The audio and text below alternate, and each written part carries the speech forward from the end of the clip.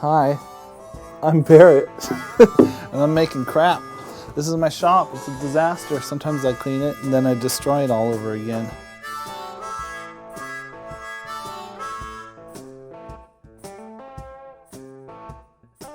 I'm Barrett Lizza. I've had the shop for 4 years, and I love it. I make all sorts of things for the store, and I find a bunch of stuff for the store. I find antiques, oddities, and then also pieces of things to make assembly art, and pretty much whatever comes up in my brain.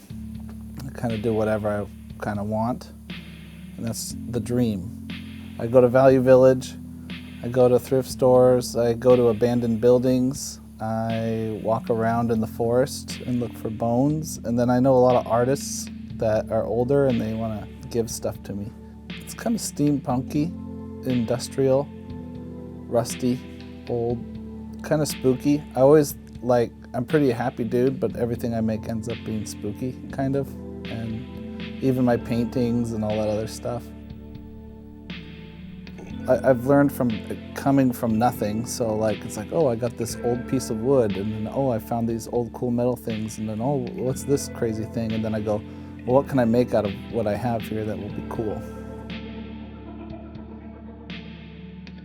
This spot came available, and I was like, let's do it. I'm gonna do it. That's a good price. And so then I moved into here, but then that was 2 months before COVID, and so that kind of sucked. It was kind of okay though. I'm used to scrounging, so it gave me time actually to fill the store more and to kind of collect more things. Like, no one was going anywhere. So what's the best time to go look in abandoned buildings is when everyone's stuck inside the house.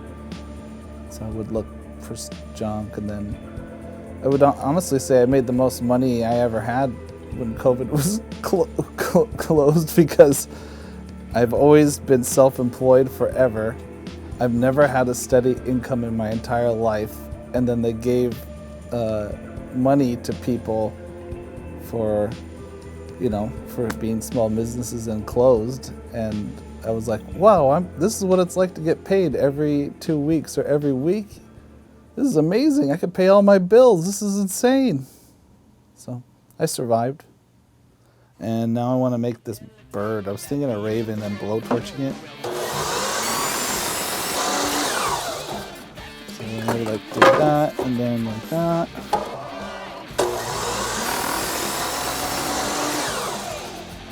This is like a little piece that I dropped. And then I could put all over this entire thing, a bunch of them layered on top of each other, so they're like feathers, right? And then I got these Kongs I printed up. Debating on making I don't know, it's tuft area here, all with Kongs. I usually don't really have a big plan of what I'm doing, I just kind of go with it. Kind of a plan, and then I have to see what I have laying around, There's a bunch of wood everywhere. Look at all this wood here. Yeah, this is free, all this wood's free, everything I try to use is probably free. Got a can over here. Got this can for free. Thanks, Makeshift. Makeshift Art Space. When I first started, guess what I had for tools? Palm sander and a handsaw. Then I taught myself. Don't expect to make a lot of money in the beginning, ever. It takes a long time. And honestly, I think you have to stop caring about what people think.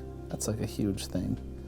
I always tell people, if you have a regular job, your graph is like this. It's like this line here. But if you're self-employed and you're starting with no much money, it's like this. That's me moving the stick. Yeah, it's not easy, and you have to love what you do. And I suggest more people do it, but it's tough. It's not easy. To live off of being an artist, you still have to kind of have a little bit of a business mindset, because you just can't wish all the time. You kind of have to have a plan. Just doing what you like is happy. And I have a whole thing, I did a whole talk with my mom yesterday about community, and And I actually like, because I'm like a showman person, I actually like making the community happy. It's like one of the main things of the store. Like I'd probably quit, but I get so many people that come in here that like love it, and they're like so amazed. And I mean, I'm almost getting too used. I mean, I'm not like bragging. I get so many compliments. It's like crazy. And so like, I'm like, oh, that's sweet, that's sweet, that's sweet. They're like, please keep going. And I'm like, buy something, please just buy something. Like, if you want me to keep going, buy a rock, buy a whatever. Like, and then, but like the community, like I think even if I was failing or whatever, then the community would probably help me. So that's good. Like, just, it makes me feel good that keep going.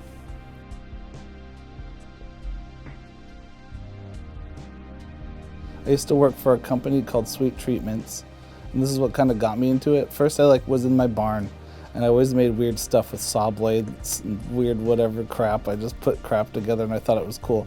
My mom was on the airplane, and she sat next to this lady that had this big company in Oakland that does festivals and all sorts of things. And then she said she didn't have enough creative people, and so then she hired me, and my first show was for fish.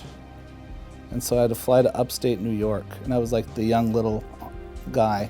They work with a bunch of other people that put the big festival together. And so then after that I did Travis Scott's VIP room, and he wanted like rhinestone stuff. So like everything, I took like all of the furniture that would be in his room and literally just was sticking those bedazzled rhinestones on every single piece of furniture.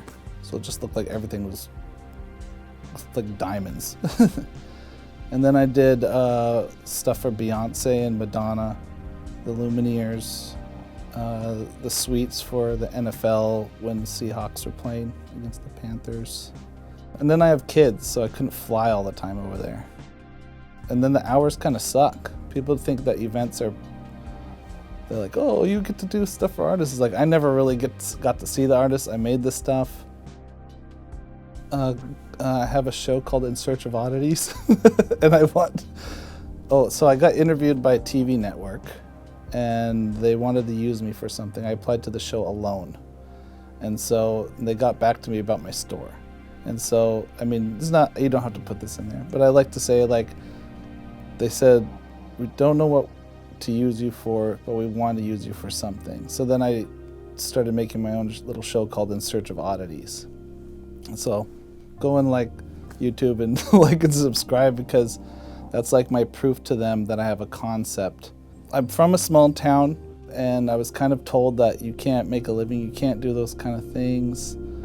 But I just kept doing it. I don't know why. It's like some people, I don't know, they're really good at math, and they're just like naturally they like math.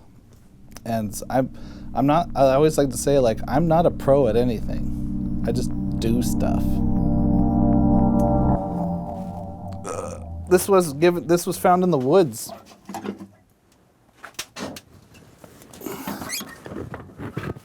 You know, on the trail right over there. Some guy said, if you go down the trail this far and go in the woods, you're gonna find this thing. This is a baby scale.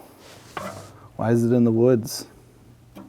They're weighing babies in 1920 in the Fairhaven woods.